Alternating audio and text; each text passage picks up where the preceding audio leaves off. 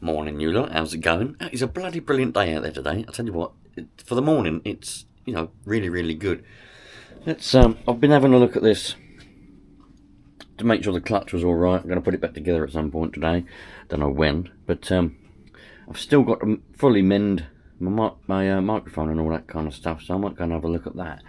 But I thought to myself, you lot keep asking for CB radio and all that kind of stuff. I haven't turned mine on for bloody ages. So let's go and turn it on and just see if there's anyone around. I'm in that kind of mood. CB radio mood. I think you know what I want about. The bench is a little bit, well, messy. Oh, dear. Because, oops. I was in the process of mending my microphone. And I soldered the joints, soldered all the wires on and everything with that Kuwait soldering iron, which was bloody good. Went to put it back together and pulled them off again by mistake. I'm trying not to damage that board. I'm definitely not the best solderer. But anyway, got the old Lincoln over there. Let's switch it on, shall we? I think we should. Okie dokie. Here we go. Let's move that out of the way. Got to try not to lose all these little nuts and bolts for this microphone. Of course, it's been sitting there for months, that microphone. Anyway, one Lincoln coming on. It's been so long, look, it's defaulted back to 28 on the dot. So we'll have to span. We don't want to go to 28, we want to go 27. 27, 7, 8, 1. Oh, don't tell me the bloody dial's going funny. 27, 7, 8, 1, 2, 5. That's what we want. Put the span back there, and that way we can blip 6, 1, 7, 1, 8, 1, 9, 1. See? Yeah, that's bloody dial must have got dirty inside. Maybe it's got a little bit of condensation in it. 27. God, that is such a job of even David struggles. So I thought the next place to put it is on the side of the house. What's 921? 27921. That must be about, I don't know what channel that is, I can't think. I can't think, Johnny boy. 27 781 25. Hello? Who's around? Anyone on there?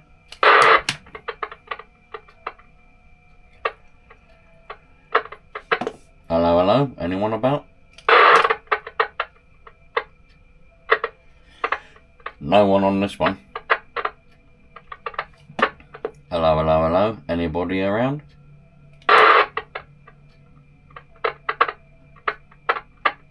I've got a set of boots. Switch on. Where are they? There. Hello, hello, anyone around? Anybody about? Hello? Not getting much. Not getting much at the moment, Johnny boy. Hello, hello, anybody around? Anyone about? Hello?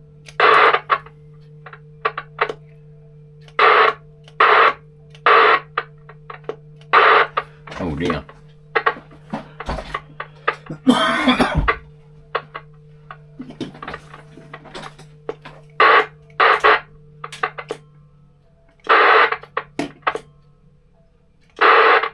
Sticky relay.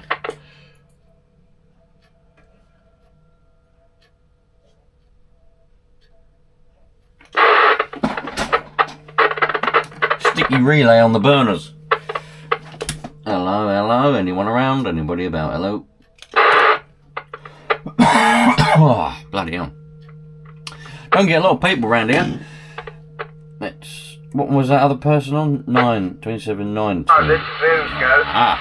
Where my mask collapsed, it damaged the cable. It took me all day yesterday to find where, what it had appeared to have done was the coil at the mast end, at the antenna end, had got trapped in one of the segments and had damaged it, and it was earthing out, would you believe? Some posh bloke. I don't know what they're going on about. Well, actually, my first comment was, I must be sitting in the middle of a sunspot. Right, crazy posh people. Anyway, got my old Kuwait soldering iron out again. Let's try and mend this all together so that I haven't got to worry about losing all that. I'd rather get it buttoned up. Hopefully, the only problem with it, turn them down, the only problem with it with any luck is simply just those wires keep pulling off. Other than that, I'm not that worried about it. This microphone's 10 years old. 10 years worth of videos you've been watching. Over 1,000 videos, yeah, have been recorded or used, made with this microphone. So it's well and truly had its worth, if you know what I mean. Yeah, there's 1,500. I think is it 15 or 17? It's either 1,500 or 1,700 videos on this channel, and most of them, that microphone has been used to make them. So it's definitely, I've got my money's worth out of it. So if I can mend it, happy days. If I can't, it's just not the end of the world. Well, that didn't go very, that didn't go very well at all. I pulled the bloody wire out the microphone itself now. So well, that's the end of that, and then that's at it. That's completely gone now. That wire's come out of there. That should be in there. I was trying to strip it and I pulled it out. Very, very, very delicate, these wires, and it's gone completely. So yeah, that's the end of that microphone. Rode, very good. Thank you very much, Mr. Rode microphone. Look, you see how dirty it is. That's dust and dirt. Well, I never cleaned it. Thank you very much, Mr. Rode microphone, for 10 years of service, or thereabouts 10 years. But we must move on. I'm going to have to invest. See, I don't really need a microphone in the garage, although it does make the audio a bit better than it is currently. But it's when I go outside I kind of need it, because it really does make a difference, you know, with the old dead cat on the top. It really does make a difference with the wind. And I don't like I like to keep the audio as good as I possibly can. But anyway, we'll move on with life. A little bit of a sneaky peek for some of you lot that follow the old Talbot stuff. I've managed to get a heater valve. I know I couldn't get one anywhere. I phoned up Coastal Motorhomes. I managed to get a starter motor and all that kind of stuff. But I said, when are you going to get the heater valves in? I need the Mark 1 heater valve. The Mark 2 obviously doesn't fit. I did buy a Mark 2, didn't I? We all saw that. It didn't work. I had to fix the valve I already got. And they said, oh, well, they're off the list of parts. So we don't think we're going to get any more. There's none in stock, and we don't think we're going to get any more. I said, well, that's a complete disaster. Anyway, so then I was just looking around on the internet for breakers yards, on the forums for people. There's loads of people breaking Talbots all the time. But they've all got the broken heater valve because they're a thing that breaks, and a lot of people don't bother to mend them. They just drive around cold. Well, a lot of people, you only use their motorhome in the summer anyway, don't they? So it's hot. You don't need heating, really. So trying to find a second-hand heater valve was proving difficult. And I went on to eBay. I don't like eBay anymore, but I went on to eBay. And I thought, I'll have to see if I can just find a second-hand matrix with a valve on it or something like that and take a risk. It might or may not work. And I was just searching for it, and this come up. And I thought, brand new. It says a new heater valve for from 1990, or whatever it said, from 1980 something to 1990. And 91 was a crossover from Mark 1 to Mark 2, I do believe. Mine's a Mark 1. And I clicked on the listing, and it went to the Coastal Motorhomes eBay shop. And I was like, well, they haven't got it on their website. On the phone he told me they didn't have any. But there's one on their eBay shop. That didn't make no sense. So I ordered it. And when it's turned up, it's quite clear that it's probably a returned unit. A customer's bought it and returned it because of the way the packaging's been opened and ripped. But it's all there. The seal's there. Both of the seals. It's all there. It's all happy as tappy. Look. Everything is there. I've moved the valve. It seems to work. Nothing seems to be broken on it.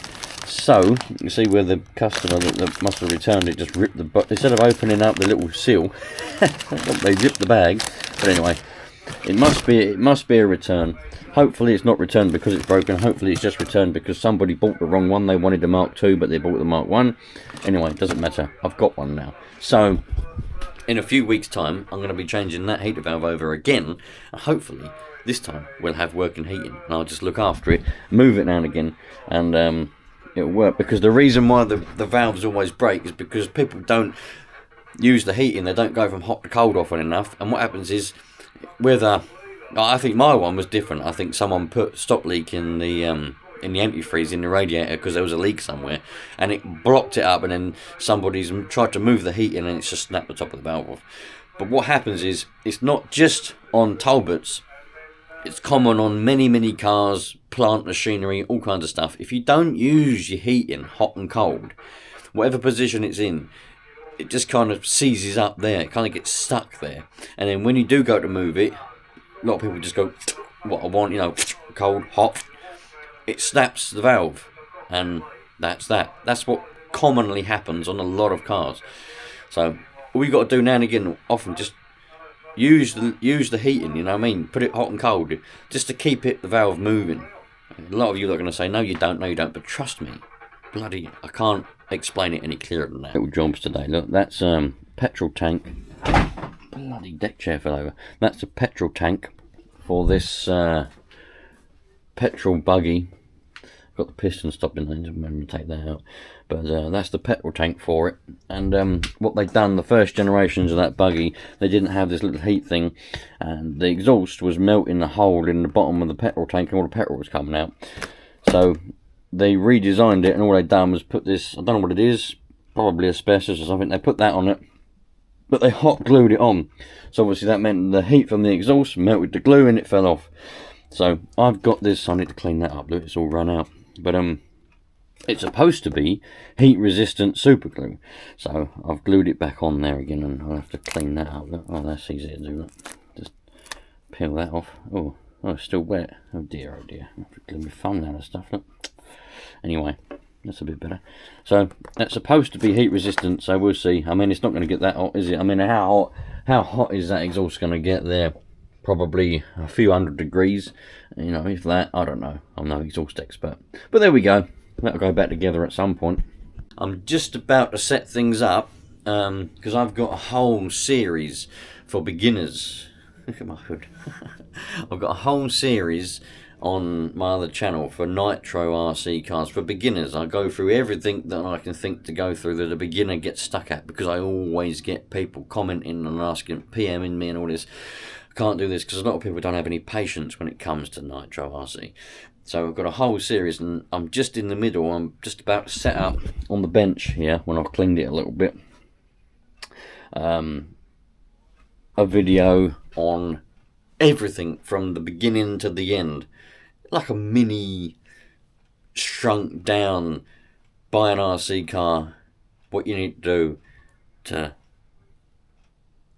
learning, you know, set off sort of thing, that makes any sense. So I'm just going to set that up, play around with that, and if you're interested in that kind of stuff, I'll make sure I put a link in the description for it. By the way, put in the comments, yeah, when I've done this review on this soldering iron, I don't think I've really said anything about it ever since. I've had it for a few months now. It's a really good soldering iron. Put in the comments, did any of you go and have a look? Did you buy one? Even if you didn't use my link, I mean, did you buy one? Have you got one? I think they're bloody good. And to be honest, Kuwait's are looking after me, do you know what I mean? And they've got consistently good products. I can't believe it. Really, I've got the multimeters now, which I use more or less on a daily basis, and the soldering iron, which I've used probably 6 or 7 times, and to be honest, I think it's bloody brilliant, I really do. So put in the comments, have you got one? Have you got any other Kuwait stuff? What do you think of the brand? What do you think of the products, the quality and all that kind of stuff? I'll tell you what I've got my eye on. They do a metal detector, and it ain't a bad price for what it claims it can do. So I'm quite interested in that. So probably, maybe if I can, this summer, I'm going to get one. If I can get 2, I'll get 2. Give one to my brother-in-law, and we're going to, because we like a bit of metal detecting. We don't ever put anything, any videos of it up, because he's not all that keen on being on video, and I can't be bothered, to be fair. But if we get a couple of the metal detectors, we might do some videos on metal detecting and review that Kuwait's metal detector. But we'll see how the summer goes. But I want to know, have you got any of these products, and what do you think of them? Put in the comments. Cheers, you lot. Oh no, a few hours later now, and I didn't end up doing any of that. I ended up fixing this anyway. the other day I took this out to give it a test drive. It's not mine. I've got it on someone else, for someone else, and I said I'd fix it for him because he asked me to fix it, so I'm fixing it for him. And I went to test drive it, and the one-way bearing, where's the, that's it, one-way bearing in the, it's got like an electric start thing. You put it in, you shove that up its bottom there, and then you press a button on it. But this is a one-way bearing. It only goes one way. It grips, and they always go. And it started up fine in the garage. It started up fine in here when I was testing it to see if the engine would run after I got it going, because it hasn't run for quite some time. But as soon as I got out to give it a test drive, it didn't want to play games. So I've just replaced the one-way bearing, and hopefully it'll fire up now, and then we should better go and give it a bit of a test drive at some point. But yeah, so I didn't end up doing the beginner video after all. But there we go. Love life. I was meant to be going to get some tyres for the car today. I'll tell you what, they're a bloody good shop, that one I like to go to. I always go to the same one. I send everyone there because they ordered these tyres in for me because the back ones are all cracked, and so I have to get some new tyres. So I ordered them in because I wanted to. I'm a very specific when it comes to tyres. Some people just go to the tyre shop and they just get a tyre, don't they? They don't really care what it is, what the pattern is, what one it is. They don't care about anything. Whereas I'm very specific. When it comes to tyres, I'm really specific. I like a certain one. I like the pattern. I want the pattern to be right, and I want the sidewall to be thick. You know, not thick, but I want it. Anyway, it doesn't matter. So I ordered the ones I wanted, and they phoned me up and said they're here. I said great, I'll come and get them. I just got in the car, just went down the road and had a phone call from the tyre shop. They said, well, they are here. I've just had a look at them, getting ready to fit. And they're brand new, like they're new. They come new from wherever they get their tyres supplied from. They've got the stickers on and everything. He said, but the date on them is 2 years old. I said, no, well, it's not the end of the world. He said, yeah, but the condition's not good. They've been in storage and they're starting to crack. But so I don't really want to sell them to you. That's good of them, you know. A lot of tyre shops. I mean, I said, what are you going to do then? They said, well, we'll order some more straight from Bridgestone, because I wanted the Bridgestone ones. He said, we'll order some more straight from there, so there will be brand spanking new just off the production line, and you know they'll be proper. They won't be split or anything like that for tomorrow. So I said, great service, thank you very much. You know, a lot of tyre shops probably would have just let me turn up. They would have fitted them, and then if I had said anything, they probably would have just said, well, they're brand new. They got the stickers on. What more do you want? So they're a bloody good shop, and I send everyone there. I've always gone there for the past. How long have I been driving? Probably nearly 20 years, 19 years or whatever it is. I don't know what it is. 15, 16, about 18, 19 years I've been driving. I've always gone to the same shop.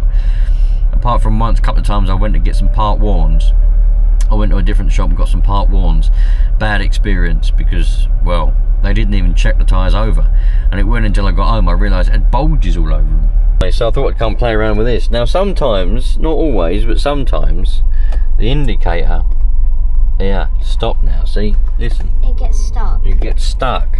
That's right. Left. It's going alright for left now. Right. But we go right. Yeah. Gets stuck. It's ticking. I know the engine's running, so you probably can't hear it. But it's ticking. But it just gets stuck. So I've got another one. We'll put it in. There's the old one. Take the old one out. That's the old one.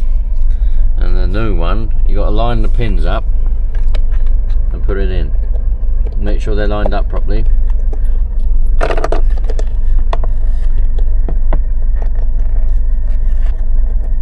They're definitely lined up? Yeah. It doesn't look like it's gone in though, is it? No, it hasn't gone in, but they're all lined up.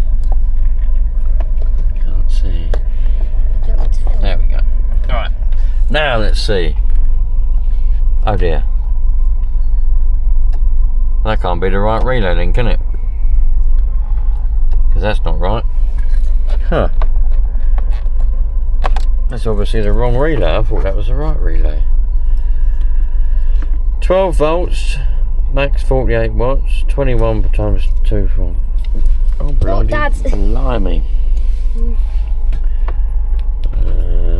This is probably the original relay, you know. Warning, in France. Made in France. Oh, Dad, that's where we're going. Yeah, made in France. 42, 46, 92 watt, 12 volts. Well, I thought this was, well, when I bought it from the shop about 3 years ago, they told me that was the right relay, but it's obviously not. So, never mind, let's put the old one back in. See if we can jiggle it about a little bit.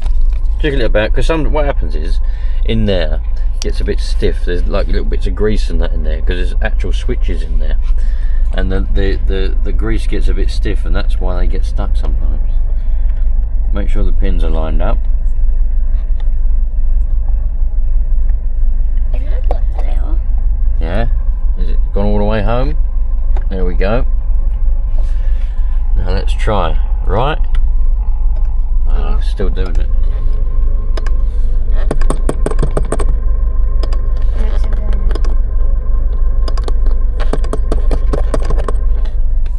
It's just old. Yeah, need a new one. Left is alright. Hazards.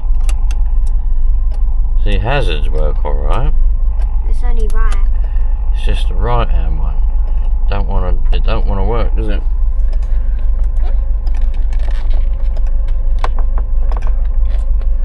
Might have to get a new one again. Well, I took it out. I have to go and get another one. That one I bought, the other one that was wrong, I bought online. It said it was the right one, obviously. I didn't look at it, I didn't think to look at the numbers or anything on it. It just said it was the right one, so I bought it and stuck it in the glove compartment, ready for when this one completely packed in. And it seems to have completely packed in. Sometimes you can take the tops off and you can oil up the little switches inside, but I'll give it a go. I haven't had a lot of luck by doing that. It worked a couple of times in the past, but I'll give it a go. If not, I'm going to go and get a spare one anyway. It's always good to have a spare relays and spare fuses and whatever else. So I've taken it out. I'm physically going to go down to the car shop and get one. I might even get two. It depends how expensive they are. Normally relays are pretty cheap. It's just a little series of switches inside and a bit of grease to keep them greased up. That's pretty much all that's in there. But if I can take this one apart, I might better prise them apart and we'll have a look in there and I'll show you what's in there. I'll show you what I mean. Alright. Sorry, the bench is a bit full up. So this isn't really any good anyway, so I've taken it apart. I might better mend it, might not. Well, I've undone them at the thing round the edge, and then we should be able to just pull this apart like that. There we go, in there. Absolutely nothing. Now this is the little switching mechanism. I might be able to put 12 volts on it and show you how it works, but that just kind of goes like that. It goes tick, tick, like that. But for some reason, and I don't know the real reason why, but there's normally a little bit of grease on it, you know, just to sort of keep it movable. But a little coil there, electric obviously goes through it and causes that to go across. It's not a very good explanation on how it works, but that's basically it. I dare say there'll be people out there that can give you the proper rundown and the proper this and the proper that, but the fact of the matter is it stopped working. So I might have a play with it, not today, but I might have a play with it and try and get it working. But either way, I need to get a new one. Happy days. I thought it was going to look a lot more burnt out than it is in there, to be fair. It looks perfectly fine. Anyway, I might give it an oil up so it moves a bit better. Sort of with electric and that. Anyway, there we go. That's what's inside a relay. Anyway, you look, I'll get a bit of contact cleaner on that at some point and we'll have a look. And I'll get a new one. Anyway, so if I do break that one all together, because at the moment it works going left but not right and hazards work and all that, but if I can get that one working, it could be that the right hand bulb, one of the bulbs is a bit dicky. That could be causing it to, you know, because they need the right amount of resistance on them for it to work. If you ever noticed, that's how you know if you've got a bulb gone. Because if you've got a bulb gone, with the wrong resistance on it, and it go tick tick tick tick tick tick tick, tick really fast. Put a new bulb in it, and it would slow down again. Tick tock tick tock tick. You know. But anyway, I'll play around with it. If you know more about relays than I do, which is very likely because I know absolutely nothing about them. In fact, I know nothing about anything. Put in the comments about how all they work and all this stuff, because everyone would love to read it. And when I get a new one, we'll play around with it and try and get it to work. Maybe it is the bulb. I don't know. And to be honest, I don't really care. I just don't care. I've had a look to see if I can find a care, or even half a care, and I can't find one anywhere. So there we go. I'll see you lot on the next one. I'm gonna go and have some dinner because I'm bloody hungry. It's only 3:30. It's 3:30. I thought it was later than that. I'm starving though. That's mad, isn't it? Not really. I eat far too much as it is. See you later, you lot. All the best. Take care. You can see the riding